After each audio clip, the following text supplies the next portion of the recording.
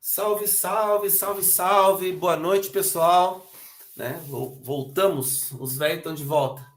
Né? E tem gente se incomodando aí com a nossa audiência, com os nossos seguidores, dizendo, não, Porque pessoal, a gente só faz live de vez em quando, né? Vocês estão perdendo seguidores, vocês estão perdendo relevância. Gente, a gente nunca entrou nessa por relevância, nem por seguidor. Aprendam isso, aprendam. Né? E eu queria mandar uma boa noite muito especial aí para os nossos haters. Apareceram novamente nas nossas redes sociais, principalmente no Twitter, né? Leitinho e sua turma, aí, grande abraço para vocês aí, né? Estão curtindo a gente aí, ó, brigadão, a gente se sente muito envaidecido, né? Por estar sendo tão monitorado por essa turma toda aí, que são assim os arautos da boa nova da direita, né? Pessoal assim que é ponta firme mesmo, pessoal que a turma do Frouxonaro, né? Então, um abração para vocês aí. Serjão, hoje vamos falar sobre o que apareceu no relatório da Polícia Federal sobre o Coronel Cid, né? E vamos comentar a nota do da Organização Interclubes Militares aí, que foi pavorosa. Boa noite, Sérgio. Boa noite. Eu queria também iniciar com um assunto, né? E esse assunto vai em homenagem a Carlos Eduardo Bolsonaro e os senhor Leitadas, né? E aí eu vou mostrar para vocês Militância carlucheira. que além de vocês não conseguirem nos impor a espiral do silêncio, a cada intervenção de vocês vai acontecer isso que eu vou fazer agora aqui. Bom, acho que ontem vocês devem ter visto um vídeo, né? Aonde está o ex-presidente, né?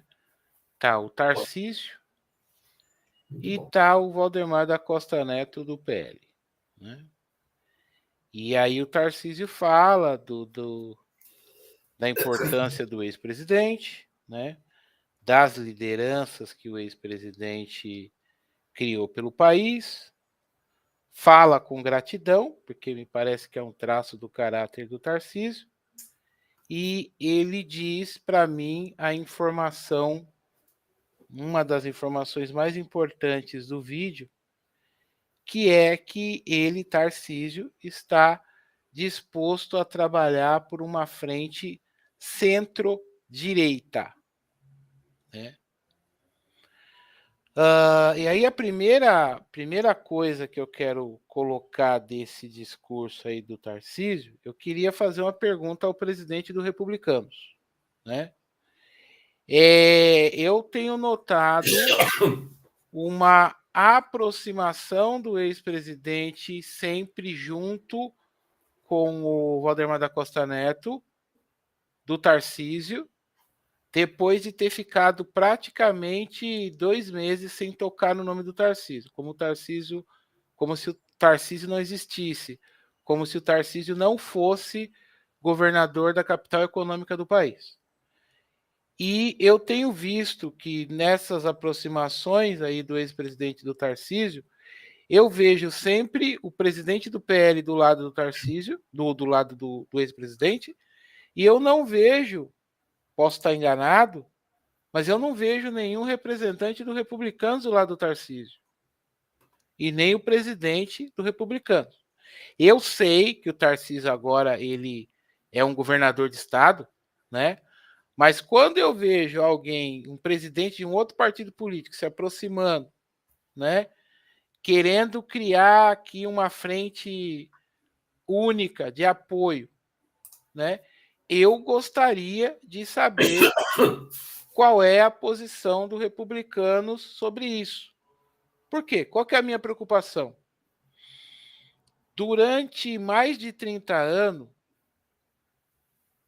mais de 20 anos, para ser mais exato, o PSDB se perpetuou aqui no governo de São Paulo, né?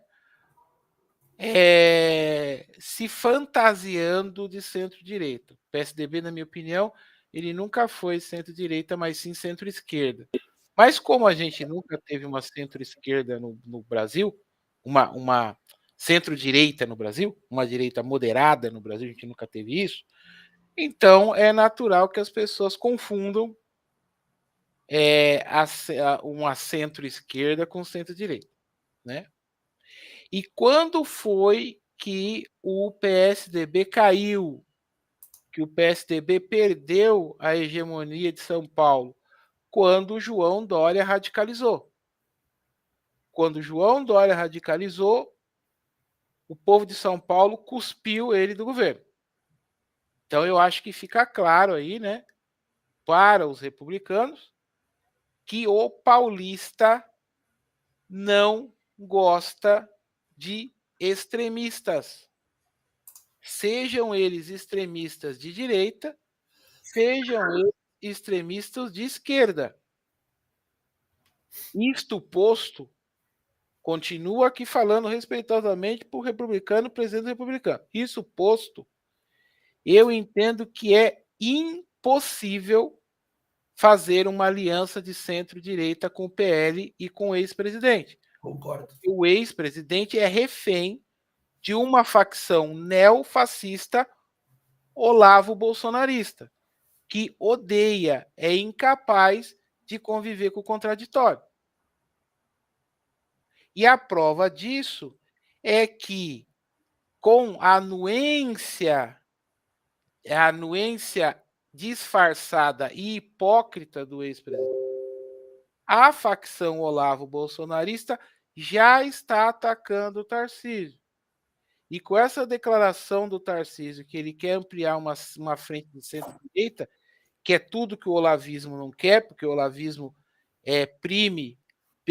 preza pelo extremismo, os ataques vão se intensificar. E os senhores de republicano não se enganem. O porta-voz do ex-presidente e dos filhos, que não vão atacar abertamente o Tarcísio, porque o PL está oferecendo uma parceria com o Tarcísio, será Abraham Weintraub, que já começou. O Abraham Weintraub vai ser a boca olavista que vai atacar o Tarcísio durante todo o governo dele. Perfeito, Sérgio. Com o ex-presidente. E vocês sabem disso. Com a anuência do ex-presidente. Então, assim, se interessa para os republicanos uma frente com o PL, e eu entendo que politicamente interessa, porque o PL é um partido grande, como republicanos também tem que ser condição afastar o ex-presidente e a facção Olavo bolsonarista deste alinhamento com Tarcísio. Senão, isto não vai dar certo e vocês correm o risco de sequer, além de conseguir reeleger o prefeito de São Paulo ano que vem, vocês podem não reeleger o Tarcísio caso vocês lancem a candidatura dele à reeleição em 2026. Entendeu, Eduardo e Carlos, o que acontece? Cada vez que vocês provocam a gente, além da gente não cair na espiral do silêncio, a gente vem aqui e desnuda o planinho tosco de vocês. Porque vocês são dois moleques. Por isso que é tão fácil antecipar o que vocês estão tentando fazer aqui em São Paulo. Entendeu? Sérgio, eu vou pegar o gancho do que tu disse para comprovar aquilo que eu sempre falo, de que o ex-presidente fala não se escreve. Tá? Bolsonaro foi para São Paulo no feriado de Corpus Christi. Né? Teve em São Sebastião, foi nas praias, teve Maresias e tal. Do nada, ele para na Rio Santos, né? E faz um vídeo agradecendo o Tarcísio, pelo combate, né, daquela tragédia que se abateu sobre São Paulo, né, sobre São Sebastião, no início do ano, né, com as chuvas, né, tudo mais. Aí ele faz um elogio ao Tarcísio e tal, porque o Tarcísio enaltece ele ter indicado o Tarcísio como governador de São Paulo, papapi, papapá, papapá. Ato contínuo começaram os ataques contra o Tarcísio, ataques mais virulentos, né? O Bolsonaro, durante os 4 anos de governo, isso a gente veio perceber só depois, né? A gente achava que ele dava sinais para a direita burra para ela mudar o comportamento, quando na verdade ele elegia os alvos. Quando o Bolsonaro falava alguma coisa e a gente dizia, olha aí, ó, ele está dando um recado para a direita burra. Sempre quando o Bolsonaro falava alguma coisa de alguém, era aquele alguém que era atacado pela direita olavista. E aconteceu exatamente a mesma coisa há poucos dias atrás.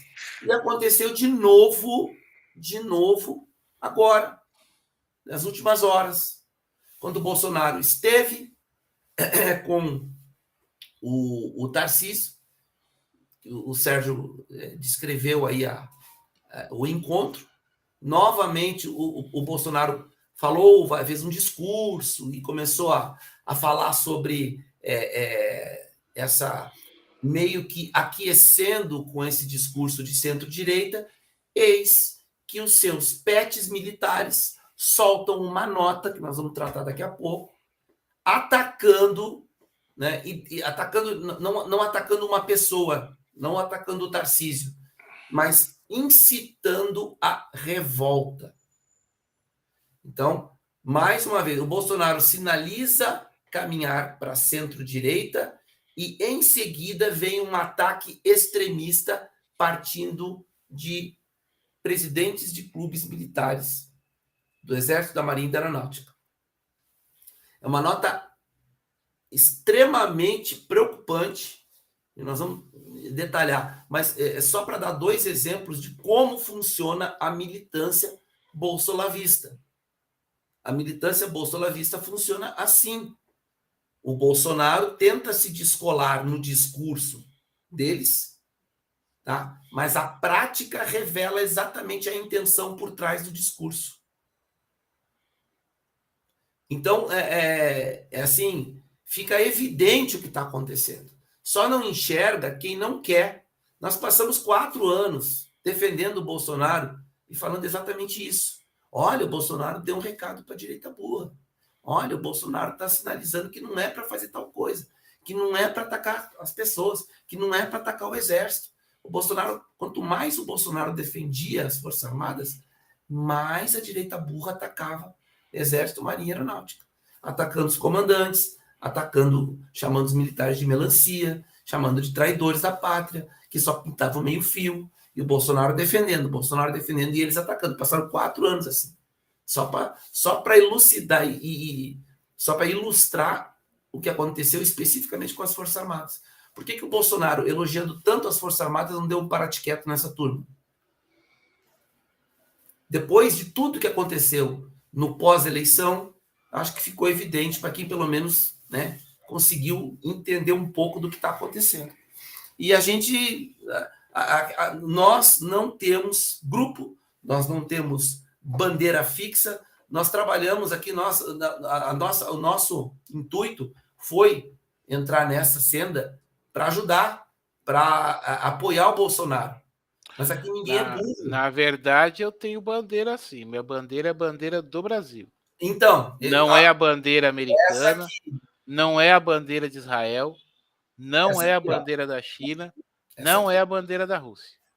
Por isso que essa bandeira aqui, essa bandeira aqui não é do Bolsonaro. Essa bandeira aqui não é do Bolsonaro, essa bandeira aqui é nossa. É minha, é do Sérgio, é de todos que estão assistindo, é de todo o brasileiro. Ela não pode simbolizar uma pessoa. Ela simboliza a nossa pátria. Né? Ela simboliza a nossa nação, o nosso povo, né? O nosso Estado. Porque o Estado ele está acima. Ele está acima do poder político. O Estado é a nação organizada. É a nação que tem as suas instituições funcionando. E não adianta virem com lero-lero, com chorumela. As nossas instituições estão funcionando. Nós tivemos um exemplo claro agora. O senador Suat, né? O senador Suat, o Marcos Duval, sofreu busca e apreensão dentro do Congresso Nacional. O presidente do Congresso foi avisado e autorizou que a operação fosse feita no gabinete do senador Marcos Duval. Não vou entrar na seara de que foi uma invasão ou não foi uma invasão. Foi uma relação entre o Poder Judiciário e o Poder Legislativo. O Poder Legislativo aqueceu o Judiciário. Não há conflito. Não há conflito.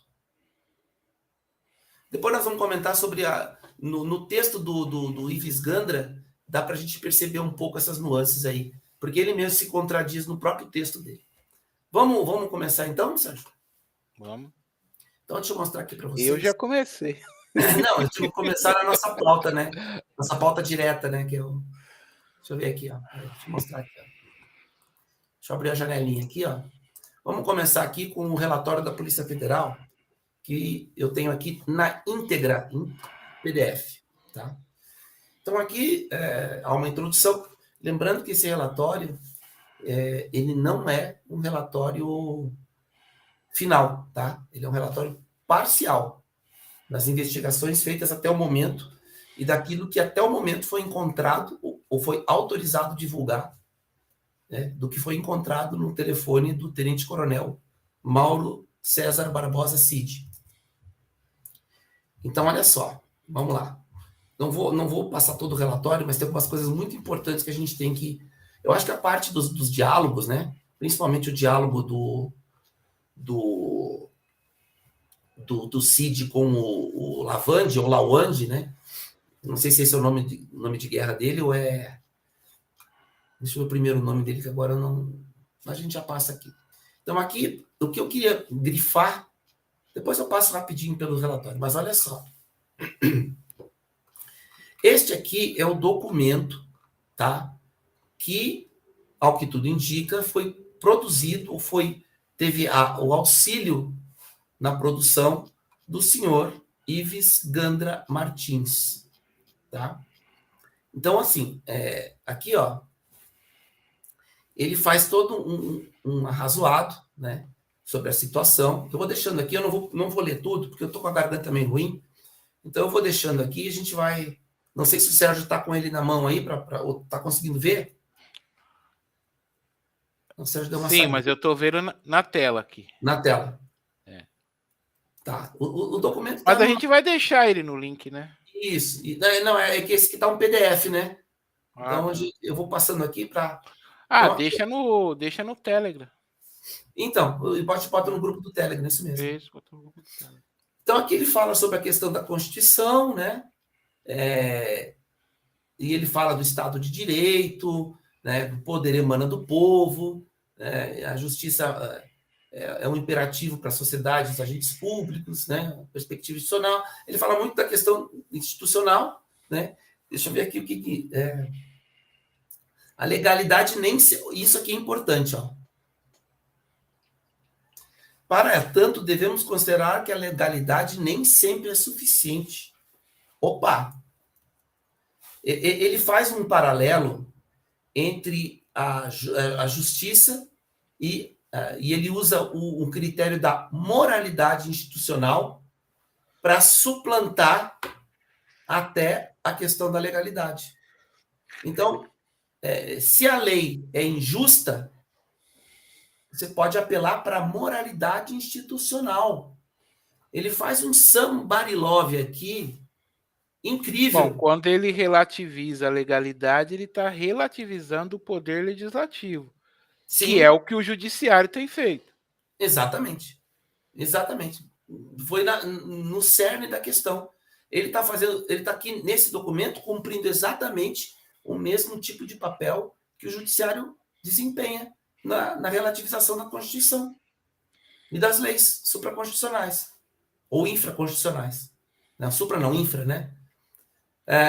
Olha só, isso ocorre quase sempre em razão da falta de constitucionalidade, notadamente pela ausência do zelo à moralidade institucional na conformação do ato praticado. Aqui, o que ele está querendo dizer com isso? Ele pega, é como se ele dissesse, essa lei, esse ato jurídico, ele não é constitucional, então nós temos que abolir esse ato. Eu queria pegar um exemplo aí. Olha só. Pegar um exemplo hipotético aqui. Não é tão hipotético assim, né? O pleno do STF lá, representando o judiciário, ele resolve simplesmente mandar soltar um bandido. Um bandido criminoso que teve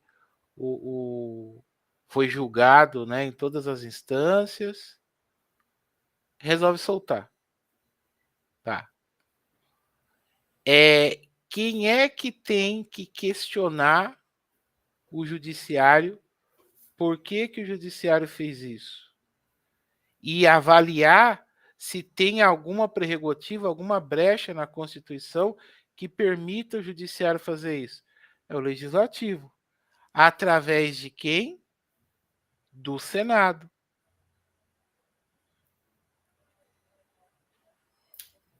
Pois é. E aqui, ó, olha o que ele descreve aqui, que a Constituição, ela definiu, né, um princípio constitucional da moralidade institucional. Né? Mas olha que coisa interessante aqui. Ó. A Constituição Federal de 88 converteu a moralidade em fator de controle da legalidade. Como assim? Né? A legalidade, a lei é que tem que obedecer pela moralidade, não o contrário. Sim. Não a moralidade subverter a lei. Não.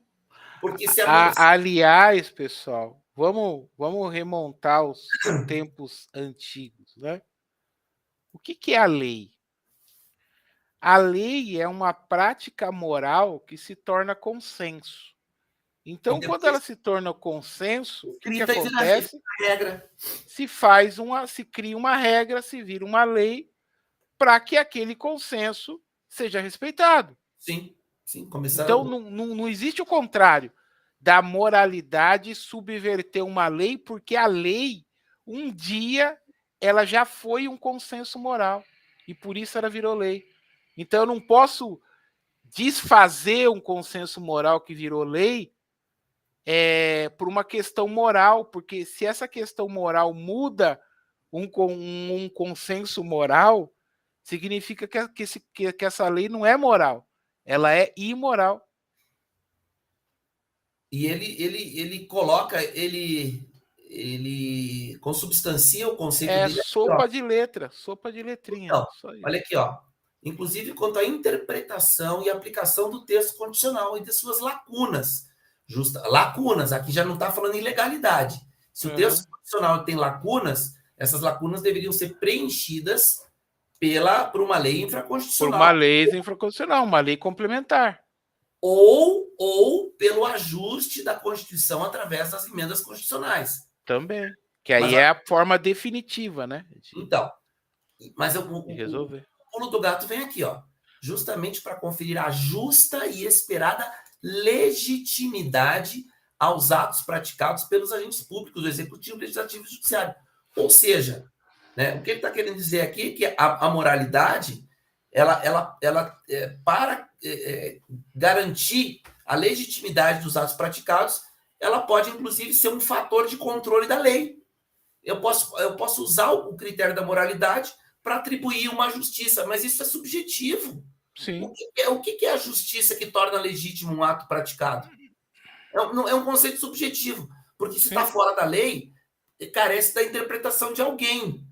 E quem que vai interpretar isso? Para dizer o que é legítimo, o que não é legítimo? Ele tá descrevendo justamente a prática que o judiciário vem fazendo e que o legislativo e o executivo vem aceitando. Então, e que é uma prática imoral e não uma prática moral. Judicial. Ele está aqui colocando o ativismo judicial do bem. Exatamente. O Como ativismo um ato de judiciário moralidade. Não. exato. O ativismo judiciário é imoral em si. A essência do ativismo judiciário é consensar a imoralidade entre membros viciados do pleno do judiciário. Então, e quando entra o ativismo judicial, entra o critério subjetivo. Sim. Quem vai dizer numa determinada circunstância, numa determinada situação, o que vai respeitar a moralidade? A decisão monocrática de um membro do STF é justamente o que ele está escrevendo aqui. Mas me fala qual foi o ato monocrático de um ministro do STF até hoje que foi encarado moral pelo povo. Nenhum. Porque, olha aqui, ó. Insta a dizer que o princípio da moralidade institucional presume a probidade de todo e qualquer agente público, ou seja, sua honestidade e lisura. Ok? Beleza, isso aí tá certo. Agora é o seguinte, isso não dá o direito deste agente público agir contra a lei. Uhum. Ele está querendo, ele está colocando isso, ele está tirando de um critério objetivo, que é o que está escrito na lei, para um critério subjetivo. Porque o que acontece? O que é honestidade e lisura? Vamos supor, os atos praticados por determinado ministro do Supremo, eles incorrem em falta de honestidade e lisura, né? É o questionamento que se tem hoje, né? Mas quem vai ser o mediador para dizer, olha, o ministro X está agindo de forma desonesta e sem lisura. Portanto, eu posso agir contra a lei, né, para garantir a moralidade institucional, ou seja, fazer com que este suposto ministro haja de acordo com o critério da honestidade e da lisura, mesmo que para isso eu tenha que agir contra a lei. Sabe onde eu estou querendo chegar com isso, né? Que é exatamente o escopo desse texto. É subsidiar uma ação ilegal para que essa ação ilegal eles querem combater o ativismo judiciário com o ativismo militar. Então, o frigir dos ovos é isso aí. Exatamente o que nós falamos aqui o tempo todo. É combater uma ilegalidade com outra, uma suposta ilegalidade, porque a partir do momento que tem um poder judiciário por trás, não há o poder judiciário, em princípio, é o guardião da lei. É o órgão julgador de uma contenda. Como o judiciário hoje, ele caminha no sentido de um ativismo, e esse ativismo entra numa seara subjetiva, então está se dando o direito de alguém agir de forma ilegal para coibir esse subjetivismo de um ministro do Supremo ou de um outro elemento do Poder Judiciário. É um ativismo judicial às avessas. Quem avalia e coíbe, se for o caso, ações inadequadas do Pleno da Corte do Supremo Tribunal Federal é o Senado Federal. Está na Constituição. Não precisa de nada além disso. Aí é que vem a questão. Existe remédio dentro da lei para coibir esses abusos? Sim. Ao invés de propugnar por uma ação contundente da sociedade, de órgãos representativos da sociedade, para cobrar de quem de direito, eles estão criando uma salada jurídica, um juridiquês aqui, para tirar da sociedade e colocar numa determinada instituição um poder que ela não tem pela lei. E não se engane, tá, gente? O objetivo desse pessoal é que as Forças Armadas façam um ativismo, tá? Que vai deslegitimá-la. O Alan dos Santos falou. o Estado brasileiro, e ele não falou Estado democrático de direito, não, ele falou o Estado.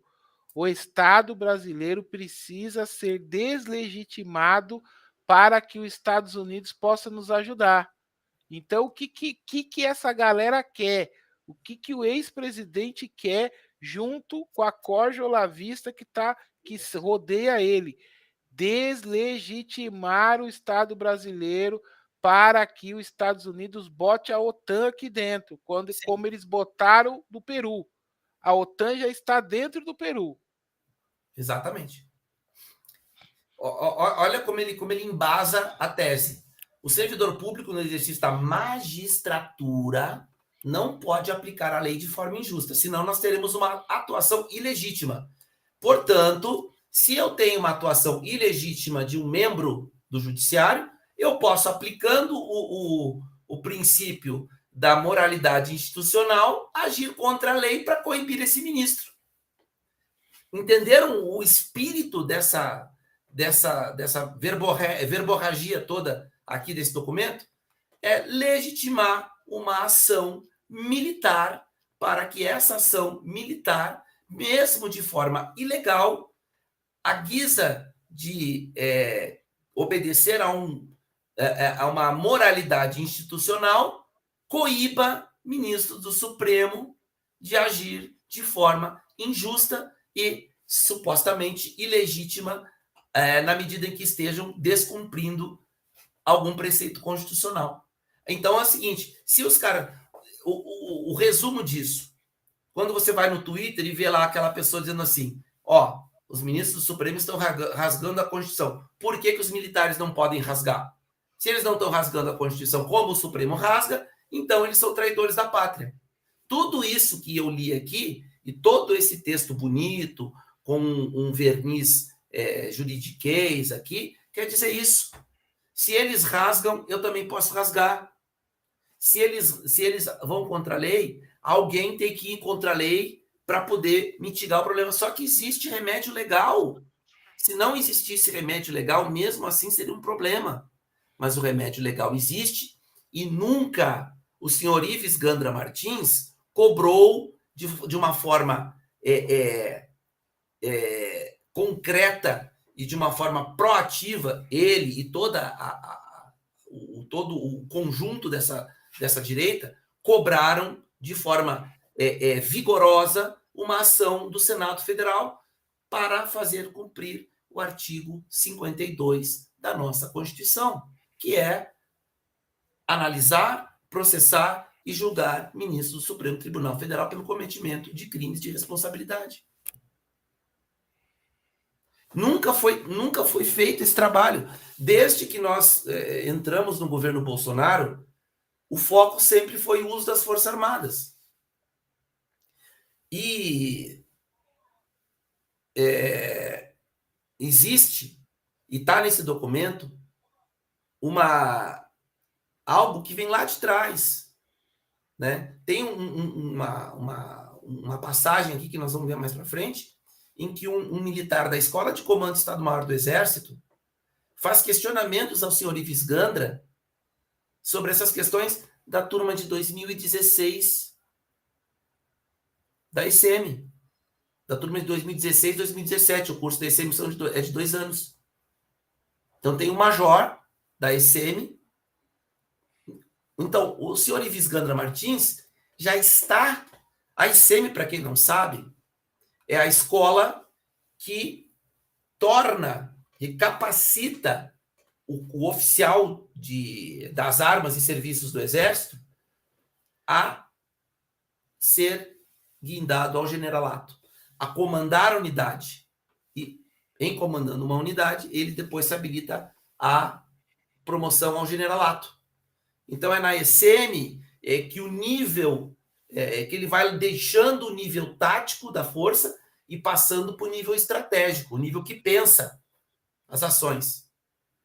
E é ali que o senhor Ives Gandra Martins foi inserido, para modelar a cabeça dos oficiais que saem daquela escola, né, que é uma escola que estuda muito geopolítica, né, estuda muito os problemas brasileiros, estuda muito a questão da estratégia, da doutrina militar, e colocaram o senhor Ives Gandra como um prócere, né, a dar palestras, a ser um consultor. Eu acho que ele deve dar alguma aula lá também, né? E aí isso não é de agora. Isso é um negócio que vem de lá de trás, é planejado. O Ives Gandra foi modelando a cabeça desses oficiais, né? Desde quando ele começou a participar, porque ele é um jurista famoso, foi um consultor da Constituição, né? E ele começou a doutrinar esses militares a entender que as Forças Armadas, sim, elas podem ser um poder moderador, utilizando o princípio da moralidade institucional. Então, essa tese dele não é uma coisa nova. Ele vem construindo isso e levando para dentro da caserna. Aqui, ó. Aqui ele fala do ativismo judicial. Ó. O desmedido ativismo judicial e a aparente legalidade, desprovidas de legitimidade, contrárias ao princípio da moralidade institucional e, assim, injustas, não podem servir de pretexto para desvirtuação da ordem constitucional pelos tribunais superiores. Mas isso tem remédio legal. Em nenhum momento ele cita nesse arrazoado aqui o Senado Federal. Entendeu? Então, aqui ele fala, as normas, agora ele vem dentro da realidade, né? As normas legítimas autorizando a atuação de juízes suspeitos nessas eleições. O ministro Alexandre de Moraes nunca poderia ter presidido o TSE, uma vez que ele e Geraldo Alckmin possuem vínculos de longa data. Vem cá. Alguém questionou isso quando o excelentíssimo senhor ministro Alexandre de Moraes assumiu a presidência do Tribunal Superior Eleitoral? Eu digo questionar legalmente. Eu digo, dentro do parlamento brasileiro, trazer essa questão para discussão de forma republicana, né? Republicana, dentro dos trâmites do parlamento. Saiba não. Só cacarejo na internet e discurso de palanque. Teve muito discurso de palanque. Mas e o trabalho? E os instrumentos legislativos? Por que não fizeram um projeto de decreto legislativo para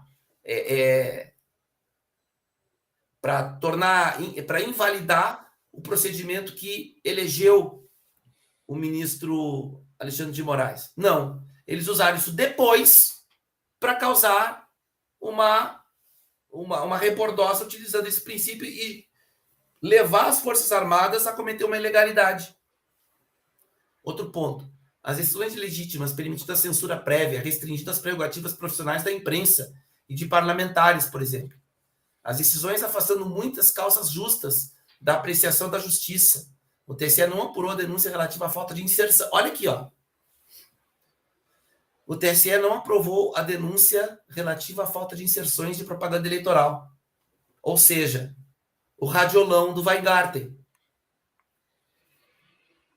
Cadê o relatório das Forças Armadas nesse documento? Mas tá aqui, quer ver? Ó? As decisões limitando a transparência do processo eleitoral e impedindo o reconhecimento da sua legitimidade, impedindo o acesso do Ministério da Defesa ao código-fonte das urnas. Não foi isso que aconteceu. O Ministério da Defesa fez um ofício ao Tribunal Superior Eleitoral pedindo uma investigação técnica das urnas que foram efetivamente utilizadas no pleito. E o parlamento brasileiro calou-se. O parlamento brasileiro silenciou. E a ala política da chamada direita, ao invés de pegar o relatório das Forças Armadas, coadunar com o ofício do Ministério da Defesa, o que fez? Trouxe para discussão um argentino chamado Fernando Serimedo, que fez um relatório apócrifo, né? Ele apresentou um relatório apócrifo dias antes do Ministério da Defesa apresentar o relatório das Forças Armadas. Para toldar e para criar a espuma em cima de um relatório apócrifo sem levar em consideração um relatório profundo, abalizado tecnicamente, detalhado, asseverando todas as características do sistema que o torna inconfiável, inseguro e vulnerável. E para isso a investigação técnica era necessária. Por que não quiseram fazer investigação técnica? É a pergunta que eu me faço. Por quê? Era simples. Por que os deputados e senadores, então, com mandato, ainda em 22, não foram para cima e entraram com procedimentos legislativos para buscar essa análise técnica? Não, criaram fantoches, o tal do código-fonte. Não é o código-fonte, nunca foi o código-fonte. As decisões abrindo possibilidade de revisão do trânsito em julgado de importantes matérias já pacificadas pelo STF, notadamente para prejudicar os interesses de certos determinados contribuintes. E por aí vai. Então, aí ele vem olha aqui, ó, aí eles usam aqui, né, o iluminismo, né, Tomás de Aquino, né, toda a mesma retórica intelectualoide que a direita usa. Tá? Aí tem um final aqui. Olha aqui, ó, esse final aqui, ó. Aí ele fala da Alemanha e tal. Afinal, diante de todo exposto, para assegurar a necessária restauração do Estado Democrático de Direito no Brasil, jogando de forma... Olha aqui, ó. Diante de todo exposto, para assegurar a necessária restauração do Estado Democrático de Direito no Brasil, jogando de forma dentro das 4 linhas. 4 linhas do quê? Não é da Constituição. Não é da Constituição. Quais 4 linhas? Um princípio subjetivo que está no poder discricionário de alguém decidir o que afrontou a moralidade? Por exemplo, o senhor Ives Gandra Martins diz claramente que as Forças Armadas são poder moderador. Mas isso não está no ordenamento jurídico brasileiro. O moderador o poder moderador do judiciário é o Senado Federal. Com base em disposições expressas da Constituição Federal, eu declaro estado de sítio. E como ato contínuo, decreto operação de garantia da lei e da ordem. Isso aí seria um texto que seria assinado pelo Bolsonaro, um documento completamente ilegal, completamente inexistente do ponto de vista jurídico, tá? E ele cria a tese, do princípio da moralidade para justificar uma ilegalidade. Aquilo que eu falei. Se os Supremos rasgam a Constituição, eu, presidente da República, tenho o direito de rasgar. E veja bem, o Bolsonaro, ou qualquer presidente da República, ele não pode decretar um estado de sítio. Sabiam vocês? Se acompanham o nosso canal aqui há tempos, já deveriam saber. Nós até mostramos uma palestra sobre isso.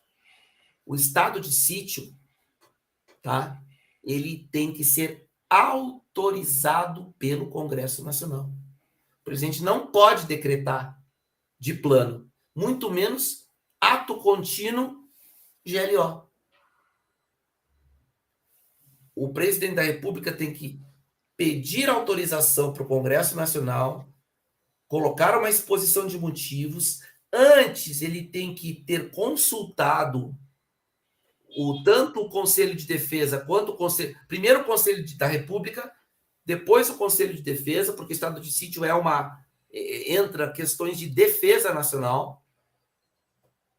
Eu não sou operador do direito, mas basta ler a Constituição. Como é que um jurista orienta no sentido de um documento desse? Declara o estado de sítio. Não existe declaração de estado de sítio. presidente pode declarar intervenção federal e estado de defesa. O estado de defesa, o presidente declara, vai para o Congresso para aprovação, mas ele entra em vigor.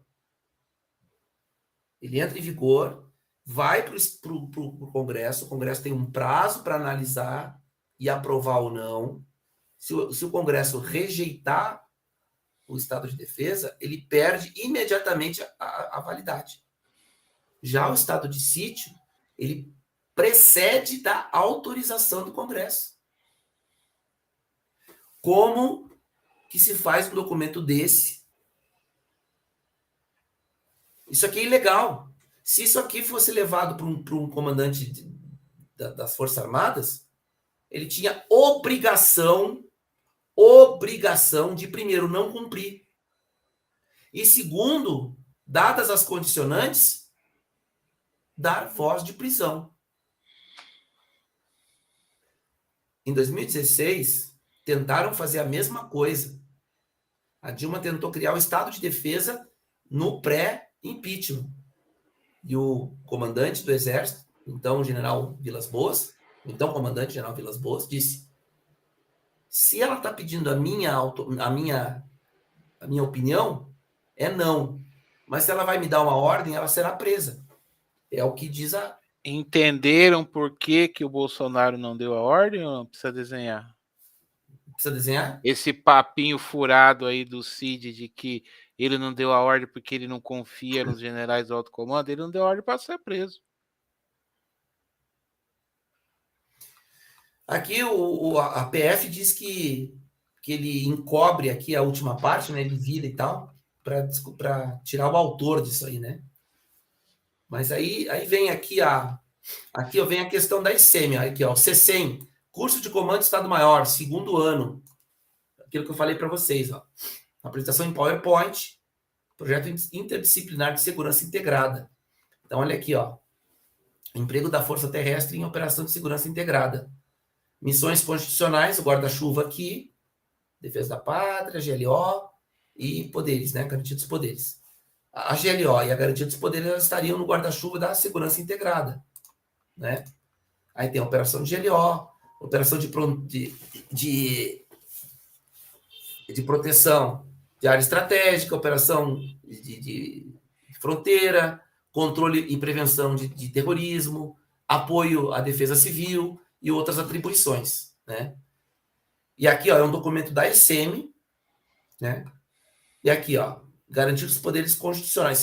Isso aqui, na verdade, são trabalhos que os alunos da ICEM fazem, tá? Significa preservar... Olha aqui, ó. Garantir os poderes constitucionais significa a preservação da existência e principalmente do livre exercício dos poderes da República, executivo, legislativo e judiciário, de forma independente e harmônica, no quadro de um Estado democrático de direito. Tá, vamos lá. Perfeito, o texto está perfeito. Aí eu pergunto para vocês: houve desarmonia entre os poderes? O menos atento, que caiu na esparrela da direita burra, de 4 anos, falando em perseguição, falando em Xandão, só o Xandão manda, o Xandão é o ditador do Brasil, esquece do seguinte: Xandão mandou suspendeu a nomeação do Ramagem. Bolsonaro nomeou o Rolando. Xandão, veja bem, quando o Celso de Mello quis pegar o telefone do Bolsonaro, o Heleno disse: não vai levar. O que o Celso de Mello fez? Recuou. Ele mandou pegar o telefone do Bolsonaro? Não mandou. Nós temos 2 exemplos de que a independência e a harmonia permaneceram. Por quê? No primeiro caso, o Bolsonaro atendeu o Xandão, atendeu o Alexandre de Moraes. E não teimou pela nomeação do Ramagem. Trocou pelo Rolando. E no segundo caso, o Celso de Mello pediu, o Heleno disse que não ia dar, e ele disse, tá bom. Não peitou. Houve ruptura institucional? Não. Só no coraçãozinho dos emocionados. No mundo real, não. Pegaram o telefone do Cid. Bolsonaro pariu um ovo de avestruz. Na live, né? Não só na live, depois ele falou lá naquela. Ele fez uma reunião ali nas as portas do Alvorada. Também. E aí fez outro show midiático, mas a ação. Qual Qual foi? ação que ele fez ali? É. Só cacarejou. Então. Pariu um ovo de avestruz e não fez nada. O processo eleitoral. Ah, mas houve fraude. O processo eleitoral se deu da forma que se deu. Correto? As Forças Armadas pediram uma investigação técnica. O que o Bolsonaro fez? Pariu Entregou o bastão, pegou o avião, fugiu para os Estados Unidos. Foi para Miami, fugiu para os Estados Unidos e disse depois: ah, a página está virada. O Bolsonaro fez alguma coisa? O Bolsonaro poderia ter dito assim: ó, as minhas Forças Armadas, as minhas eu digo, né, dentro de um contexto de comandante supremo, foram convidadas para fazer a fiscalização do sistema eletrônico. Terminada a fiscalização, que obedeceu rigorosamente às diretrizes do próprio tribunal, dentro de um conjunto de resoluções do TSE, produziu um relatório e disse que o sistema está assim, assim, assim, assim, assado. O meu ministro da Defesa, que aí é dele mesmo, porque é um cargo político, disse: TSE, dadas todas essas condicionantes, nós precisamos esclarecer essa situação. Vamos fazer uma investigação técnica, com técnicos abalizados no mercado e com a participação de todas as entidades fiscalizadoras. Nós, Forças Armadas, Polícia Federal, OAB, Controladoria Geral da União, Tribunal de Contas da União e todas as que participaram do processo como um todo. Vamos fazer TSE? O TSE disse não.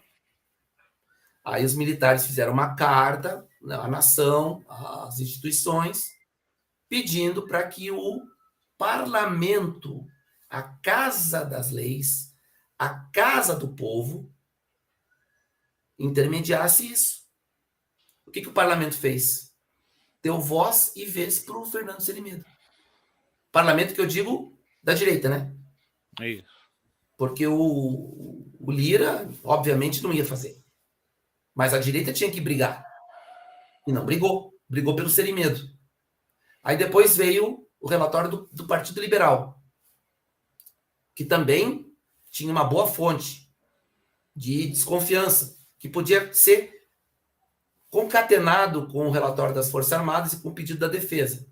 Mas aí o Valdemar entrou em cena e disse: não, é só para o segundo turno, porque eu não vou mexer com a eleição, não quero anular a eleição, aquele parangolé todo. Aí o Xandão falou para ele: ó, é o seguinte, chefia, adita a tua petição e bota o primeiro turno. Vamos investigar? Vamos investigar tudo. O Xandão trucou. O que o Valdemar fez? Correu. Não. Correu e tomou uma multa de 22 milhões. Que pagou quieto também. Que pagou quieto. Com quem? Com que dinheiro ele pagou essa multa? Com o meu, com o seu, que está aí do outro lado, com o do Sérgio. Fundo eleitoral. Aliás, aí fica fácil, né? Aí fica fácil. Fundo partidário. Tá bom para vocês? Fundo partidário que o Bolsonaro disse certa vez que, ó, quem usa fundo partidário, vocês não votem, hein? Não votem. Pois é. Tá? Vamos ver. Aí tem mais alguma coisa aqui, ó. Aqui tem um artigo científico, né? Garantia dos poderes constitucionais, uma missão constitucional das Forças Armadas. Mas tudo considerando conflito. Né? Que não houve. Que não houve. Nós já mostramos aqui por A mais B que não houve. eu vou pular aqui para a gente não... Depois eu deixo o documento lá no Telegram. Aqui, ó, quer ver uma coisa? Coletânea de aspectos constitucionais, aqui, deixa eu ver aqui, tem um negócio aqui que eu quero ver o seguinte aqui, ó. Olha aqui, ó, os questionamentos feitos para o Ives Gandra, ó. Foi esse major que eu falei para vocês, ó, Fabiano da Silva Carvalho, né? Ele cursava o 2º ano do curso de comando do Estado-Maior. Isso aqui a imprensa não está mostrando.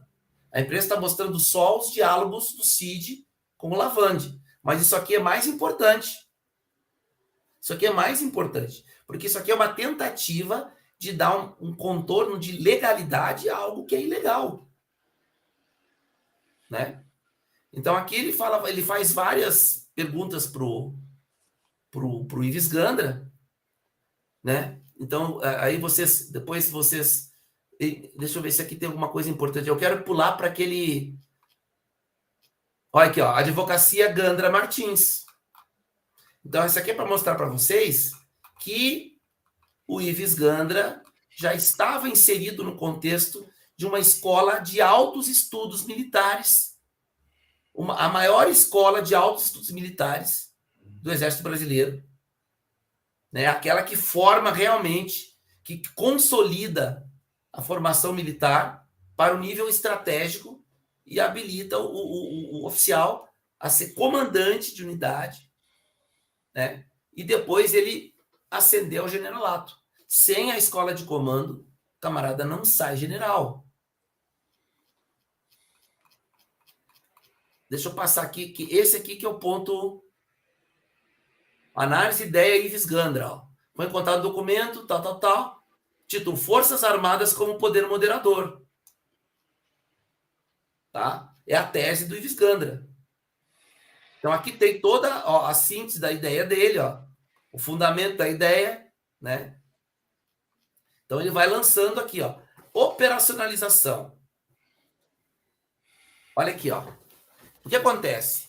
Enquanto estava na tese, ele diz aqui que ele procurou e que não há literatura que subsidie como as Forças Armadas agiriam sendo um poder moderador. Agora vem o absurdo, tá? Agora vem o maior absurdo de todos. Ele operacionaliza um golpe de Estado, que é o que está aqui. Isso aqui é o roteiro de um golpe de Estado. Não tem outra palavra. Não tem outra expressão. Isso aqui é um roteiro, né? Aí ele diz que o autor do livro que ele leu não deixa claro. Ele diz o que mais ou menos aqui. Então ele criou sugestão para o roteiro, de um roteiro para a atuação das Forças Armadas como moderadora. Tá? Requerimento do chefe do Poder Executivo direcionado aos comandantes das Forças Armadas. Então, o Bolsonaro, no caso em tela que nós vivemos aí a partir daquela questão eleitoral, e antes mesmo, o presidente faria um requerimento aos comandantes, ou seja, bypassando o ministro da Defesa, tá? E ele diz ali, ó, o documento deve conter descrição detalhada dos atos praticados pelo Poder Judiciário que acarretam desarmonia. Por que Poder Judiciário? Isso aqui não é uma questão hipotética? Não é uma questão conceitual? Por que ele coloca em cima do Poder Judiciário? Ele não está dizendo que é o caso, a gente chama de caso em epígrafe, né? Que seria o caso dos desmandos de um determinado ministro do Supremo. Não. Seria algo genérico, né? Por que não pode ser um desmando do Poder Legislativo? Não. Então, ele já botou direcionado para o Poder Judiciário, né? Então, que acarreta uma desarmonia dos poderes, ou mesmo a violação das prerrogativas constitucionais do Poder Executivo. Houve violação de prerrogativa do Poder Executivo? Houve. Ninguém está negando isso. O caso do Ramagem é um exemplo, tá?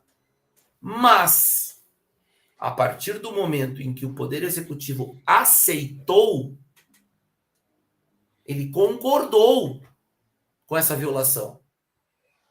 Portanto, o Poder Executivo considerou que, mesmo havendo uma violação, para o bem da nação, ele concordou. acabou o conflito. Morreu o conflito. É que nem uma briga de casal. O marido dá uma ordem para a mulher, uma ordem machista, né? Vamos usar um termo da moda aí, né? O cara mandou, disse que não, a minha mulher não trabalha. Minha mulher não trabalha. Eu não, proíbo minha mulher trabalhar. É proibido aqui em casa minha mulher trabalhar. Né? Aí vem um terceiro e diz, não. Peraí, como é que você vai proibir isso? Você é machista. Aí vira para a mulher e fala, não, mas eu concordo, eu não quero trabalhar mesmo. O que o terceiro vai fazer?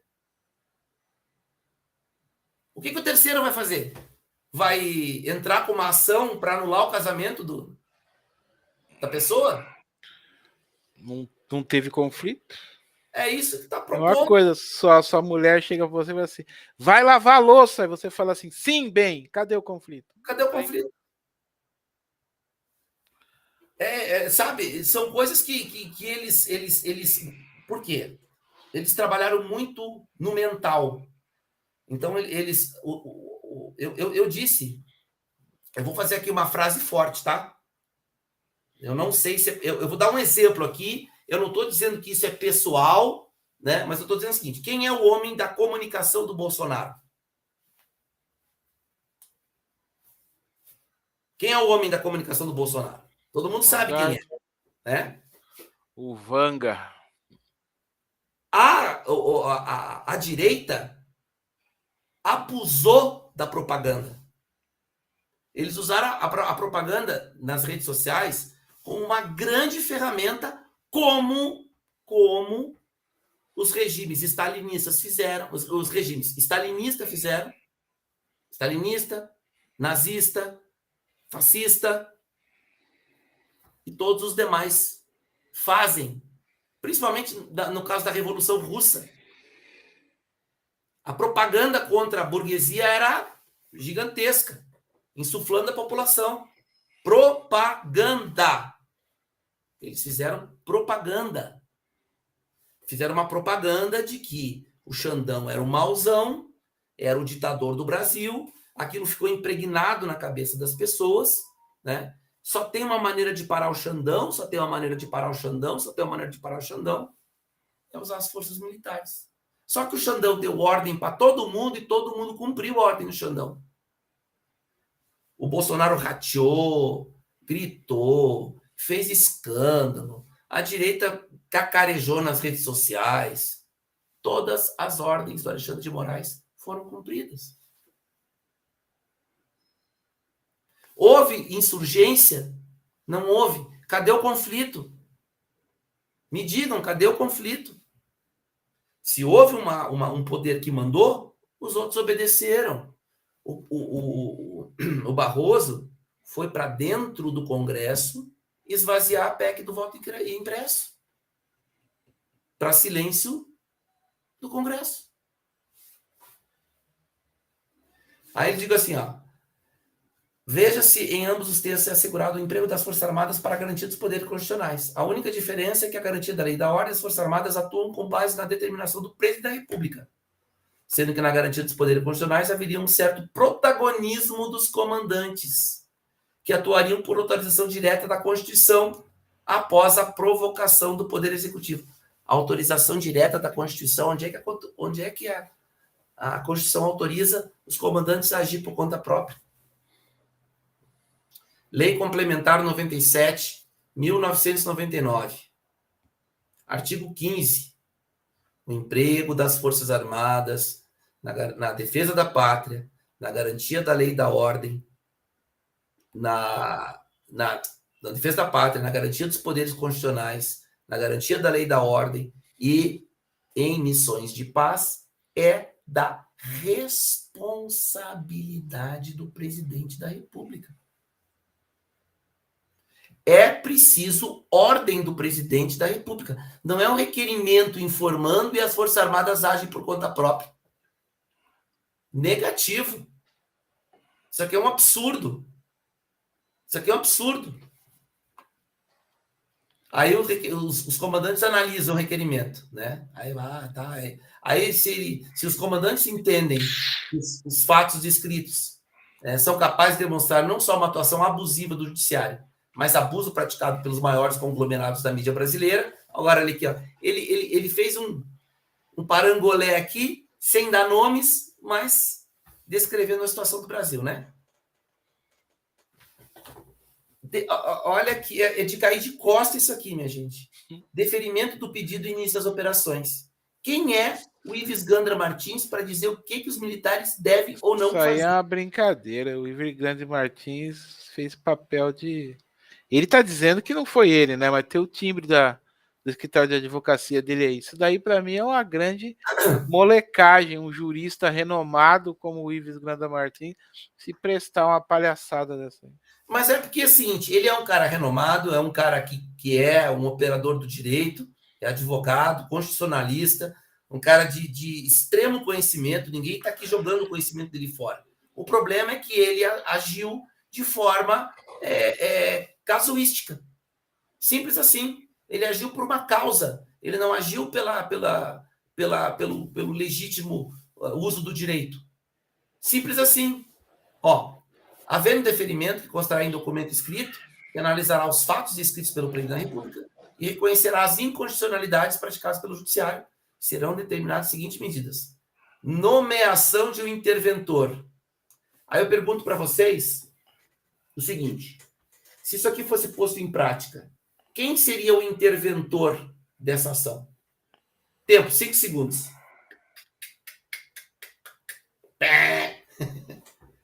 Quem foi interventor no Rio de Janeiro em 2018? Braga Neto. Fixação de prazo para restabelecimento da ordem constitucional. Não, então não é um golpe. Nós vamos voltar à ordem constitucional. Designação expressa de que, além das Forças Armadas, as instituições de segurança pública de nível federal, PF e PRF, vejam o que aconteceu com Silvanei Vasquez. Vejam o que está acontecendo com Anderson Torres. PF e PRF estão no guarda-chuva de quem? Ministério da Justiça e da Segurança Pública. Onde está Anderson Torres? Ai, mas é abuso do Xandão. É mesmo? É mesmo? O que fazia uma minuta de um documento de estado de defesa dentro da casa do Anderson Torres? Ah, mas aquilo era um documento... Não, peraí. Não vem me convencer. Se um documento desse vem parar na minha mão, eu rasgo e toco fogo e me desfaço desse documento. O cara guardou. Pera lá. O cara guardou. Estava sendo gestado alguma coisa. A atuação da Secretaria de Segurança Pública do Distrito Federal no dia 8 de janeiro foi abaixo da crítica. Peraí. Essa GLO, esse estado de defesa, no 8 de janeiro, a ideia era tocar o foda-se no país, o que obrigatoriamente, na ótica dos gênios que pensaram aquilo, traria as Forças Armadas para o combate. Determinação de quais atos praticados pelo Poder Judiciário devem ser suspensos imediatamente. Aí, ó. Poder de justiça para as Forças Armadas. Ordem, é como se fosse uma ordem judicial. Abertura de inquérito para investigação das condutas. Autoridade... O poder militar sobrepondo o poder político. Qual o nome disso? Golpe. Golpe militar. Condutas das autoridades afastadas, aliás, as autoridades afastadas preventivamente. Vai processar, né? Não, então vamos botar aqui um verniz, né, de justiça e tal, para não dizer que é um golpe. O Ives Gandra o tempo todo diz que... Desde quando isso aqui é uma intervenção pontual, minha gente? O que é uma intervenção pontual? Exemplo, caso Ramagem.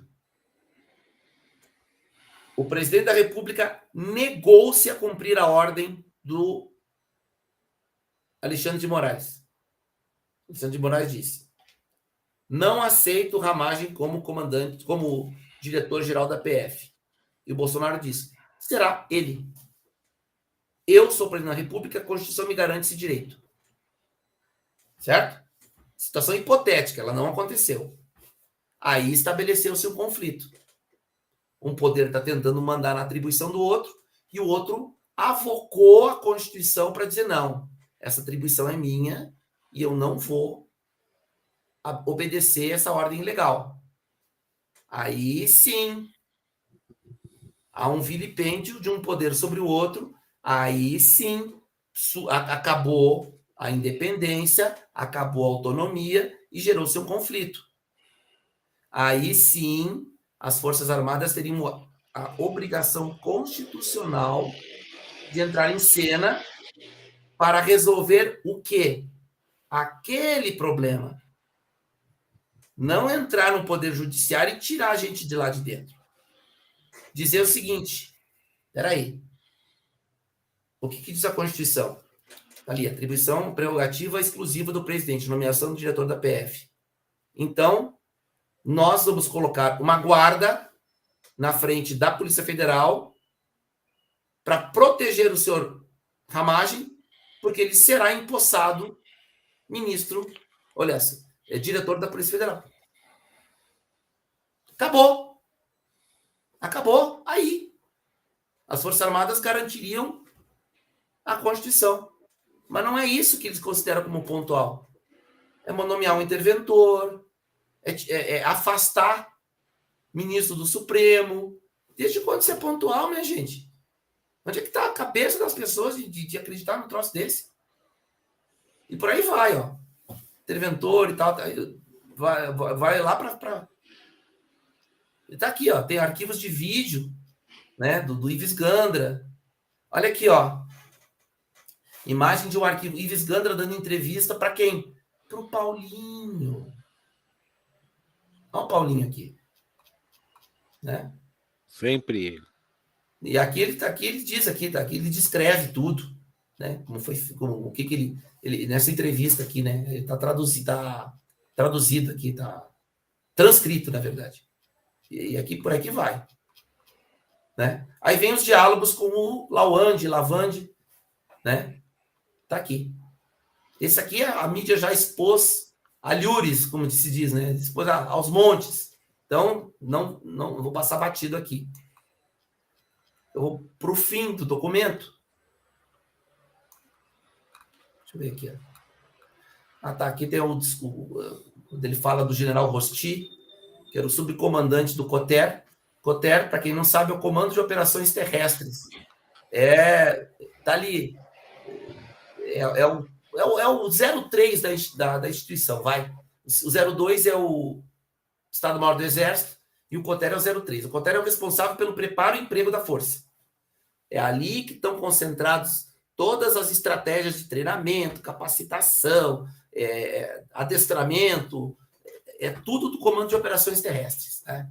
Ordens de operação, toda a parte ali pelo preparo e emprego. Né? Preparo, a parte de adestramento, capacitação e emprego é as ordens de operação.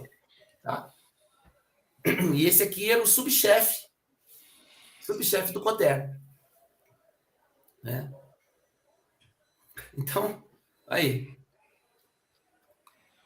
Botou mais um general. Olha quantos militares entraram nessa roubada. E o cara, o Lavande ainda diz o seguinte: ó, se os caras não quiserem, manda, o presidente tem que fazer.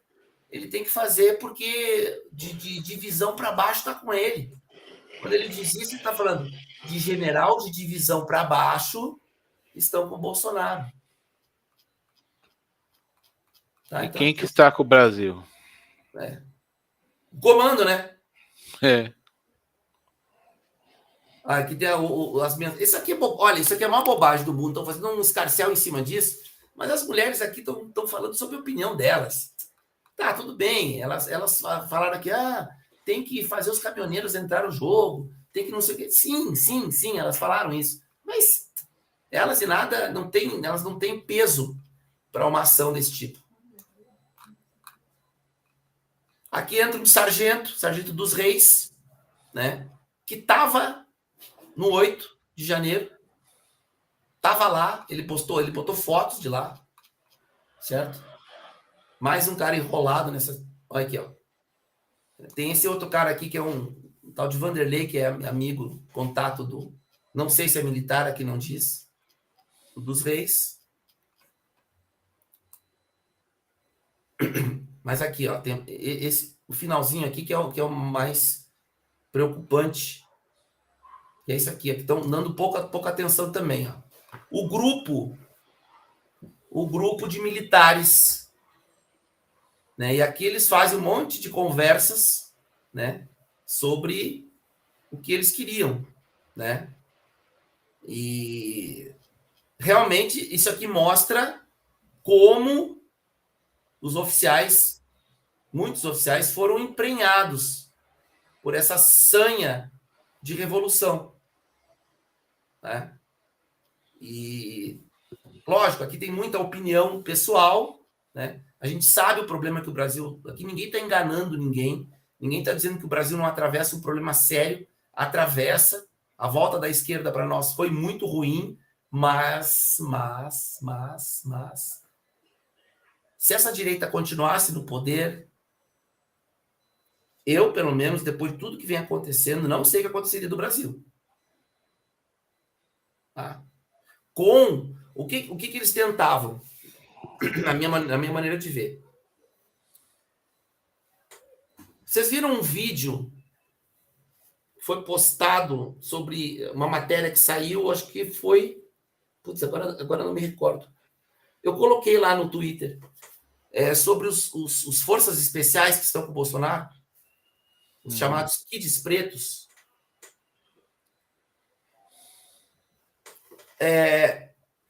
Por que eu sempre tirei o Bolsonaro, vou dar o meu exemplo aqui, dessa ligação com os olavistas? Porque eu imaginei que ele estivesse com os militares. A mim, naquele momento... Eu também achei isso. Não incorreu, pois é. Eu não pensei que os militares estivessem tão contaminados pelo olavismo. Então eu pensei, bom, o Bolsonaro está junto com essa direita burra por uma questão de conveniência, por causa dos filhos, porque se ele fizer um quebra na direita, ele pode se prejudicar eleitoralmente, tudo isso. Mas ele segue com os militares. Então, os militares estão dando para ele um estofo, né, no sentido do caminhar pelo país. Ledo engano. Os militares foram cooptados. O Bolsonaro fez uma grande cooptação de militares e teve uma linha especial em cima dos forças especiais, dos FE. Gente, é preciso entender a história das Forças Armadas, principalmente do Exército, para entender por que chegou nesse ponto.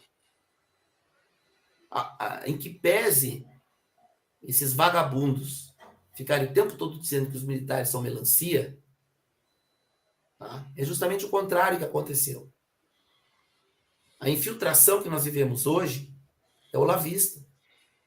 Nós vivemos uma infiltração até 64 que quase acabou com as Forças Armadas, quase acabou com o Exército.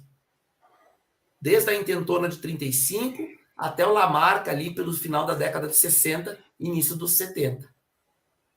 A partir dali, houve um saneamento, que começou com o Castelo Branco. Mas as Forças Armadas, principalmente o Exército, sentiu na carne o que é uma infiltração política. E acabou com isso. Só que, no final dos anos 90, e principalmente na segunda década dos anos 2000, o Olavo de Carvalho conseguiu se infiltrar nas Forças Armadas. E nós vamos falar depois sobre a nota. E isso causou um mal inacreditável para o Exército Brasileiro. Hoje, o general Tomás está com uma bomba na mão. Uma bomba na mão. o pessoal da reserva está totalmente contaminado e a ativa está em grande parcela contaminada. Gente, essa turma do Olavo, eles não querem o bem do Brasil. Eles não querem nem o Brasil, né? Não querem nem o Brasil. Eles querem que o Brasil vire um caos para que o exército americano, as forças armadas americanas, o governo americano, a União Europeia, a OTAN tomem o Brasil definitivamente para eles. Por quê? Porque, de outra forma, no que eles botaram na cabeça de muita gente, nós seremos escravos do Xi Jinping. Gente, a China tem interesse no Brasil? Claro que tem. Todos os países têm. Claro. É óbvio que eles têm interesse no Brasil. Mas a iminência de nós sermos entregues e virarmos um capacho de um país não é na China, é dos Estados Unidos. Por que vocês acham que os olavistas têm falado na China o tempo inteiro? É como assim, martelar até virar verdade. Porque ao contrário, isso é uma estratégia de operação psicológica. É criar um medo no lado oposto. É fazer um diversionismo, é criar um medo no lado oposto. Ah, porque o comunismo, nós vamos virar gulags, nós vamos ser postos em campo de concentração. Nós não corremos esse risco iminente, minha gente, não corremos. Agora, de outro lado, nós corremos o risco de sermos o fazendão do mundo, não do da China, do mundo. Hoje, o presidente da, se não me engano, é da República Tcheca, membro da Comunidade Europeia, membro da OTAN, está defendendo a criação de campos de concentrações para russos que vivem fora da Rússia. chamar isso de hipocrisia é tirar o contexto do termo, né? O que ele tá levando como tese para fazer isso? Os Estados Unidos fez isso com o Japão depois de Hiroshima, com medo de que os japoneses se vingassem em território americano. Eles não colocaram a população japonesa em campos de concentração, mas criaram todo um sistema de vigilância, né, para ficar de olho em japoneses, mesmo os nascidos em solo americano, e isso durou dezenas de anos. E então ele está usando esse modelo americano para fazer o mesmo com os russos. Olha o que diz aqui o Ferreira Lima. Isso aqui é tudo oficial superior, deve ter general nesse grupo. Será que não é desse grupo que saiu aquela coisa horrorosa do Paulinho, né, de começar a difamar os generais? Provavelmente. Ele está num grupo desse aí. Ó, aqui, ó, olha o que o cara diz. Muitos estudos, muitas teorias, estudamos inúmeras possibilidades e exemplos de nossas antigas guerras ou das atuais guerras dos outros. Mergulhamos em teorias intermináveis, discutimos filosofias geopolíticas profundas e, por fim, nos aproximamos bastante da carreira de diplomata.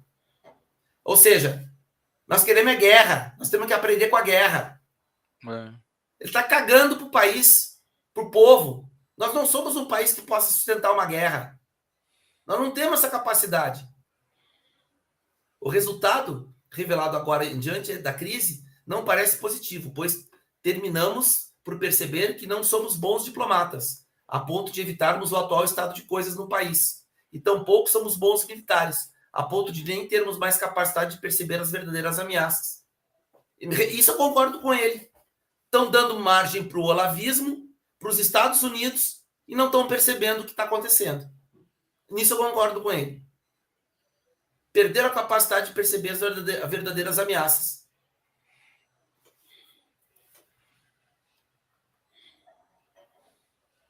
Se o Bolsonaro acionar o 142, não haverá general que segure as tropas. Ou participa ou pede para sair. Márcio Rezende. Entendeu? Então tem coisa aqui, eu não vou passar por tudo porque eu já falei demais. Mas ó, vou deixar esse documento lá, e é um relatório apenas parcial. Muito mais vem por aí.